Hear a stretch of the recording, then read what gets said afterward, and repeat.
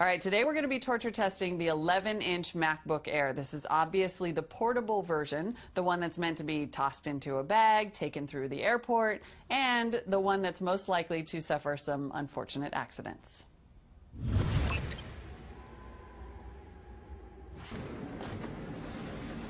Okay. 2 hours in the freezer. I shouldn't be so thrilled about this. It's kind of messed up.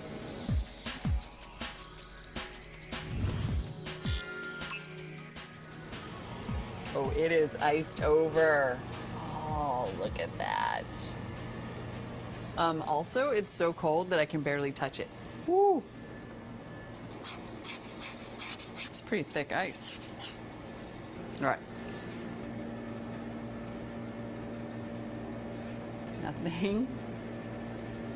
Nothing happening so far. This would be pretty sad if the cold test killed it.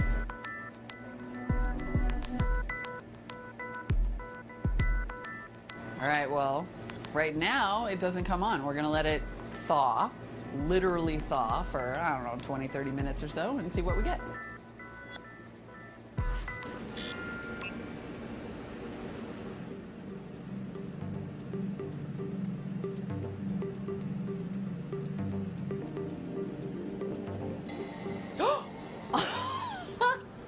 I was almost ready to call it.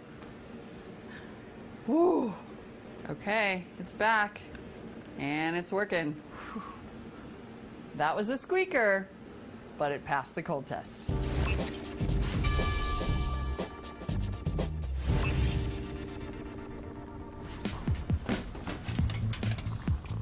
In we go.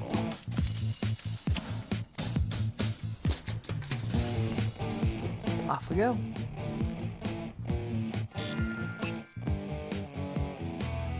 Let's take it out, see how it's doing. Feels like a hot car. Oh yeah, that is hot. Oh, that is super hot. Ugh. That is one super hot laptop. Okay, I don't want to rush you, buddy, but let's see. Oh, it's warm in there. Wow. Power. I mean, you can tell it's distressed because it's not just coming right on like it does when, like at some point it definitely shut itself off to protect itself, but despite still being very warm to the touch, it's at least booting.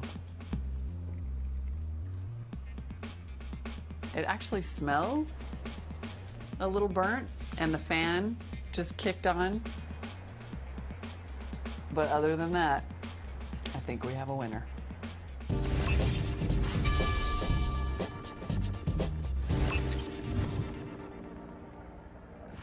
Working away, and maybe like a bee comes, and oh no, 3, 2, 1, ah!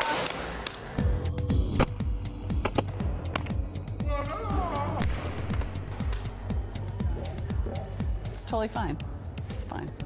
I don't know what you were so worried about. It's fine. Didn't even get coffee on it.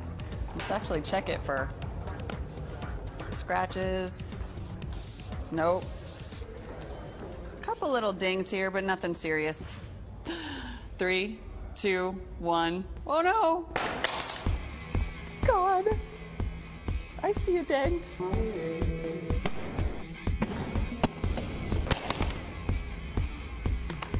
Oh yeah, we definitely have bendage. We have actually a full-on dent here on the screen. It doesn't close quite as well as it used to, but let's see, really. The important thing is that it still comes on. Well done, MacBook Air. 2 drop tests in a row.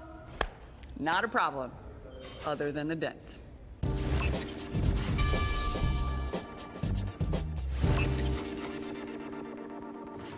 All right. Several of you sent me notes on Twitter and said this has happened to you. I put stuff in the back seat. I put my computer right here. What I'm going to do is I'm going to get in the car, put it in sport mode, and punch it. Let's see what happens.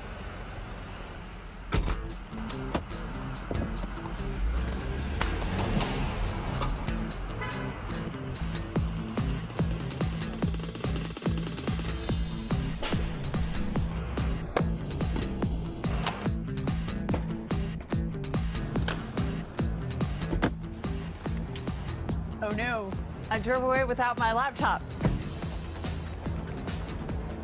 Okay. Well, we have a couple more chips to add to it. Ooh. Oh yeah, the back's looking pretty roughed up here. Oh, we've done a number on this guy. All right, let's find out. Oh no. Did we kill it? No, it's on. Oh, it's on. All right, this thing is now, I don't know, I think it looks kind of badass.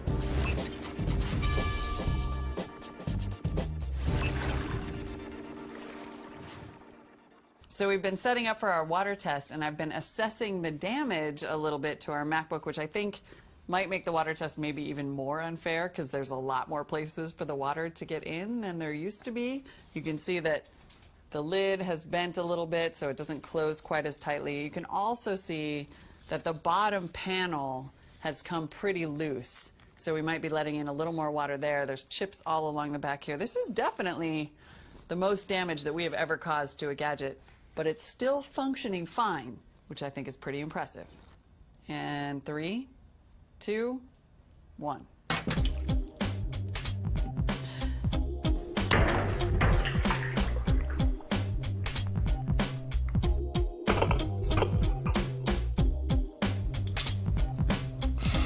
All right, now the first thing to do when you spill water on your laptop is to obviously take it out of the water. I see our screen is still on, which is impressive. Now, if you have a laptop you can take apart, you should immediately remove the battery. The other thing you want to do is turn it off. Looks like it took care of that all by itself. You want to make sure you unplug it. Anything that could sort of cause circuits to try to connect in there can short circuit the device, and that's what will kill it in the end. You want to hang it upside down so water drips out of the keyboard. All right, there is still water dripping out of this thing, so I do not want to try to turn it back on because that could send it to its final resting place. We're going to go ahead and let it dry out for a couple of days, and we will find out whether it survived or not. Gotta say, I'm crossing my fingers because this little thing's been pretty tough so far. All right, so we let the MacBook Air dry out for 2 or 3 days, and when we plug it in, look at this, it comes on. I wanted to say that it had survived our final water test, but unfortunately, look what happens when we unplug it. It will not come on unless it's plugged in, and I'm sorry to say that although this thing put up a true ninja battle, the MacBook Air has failed the water test.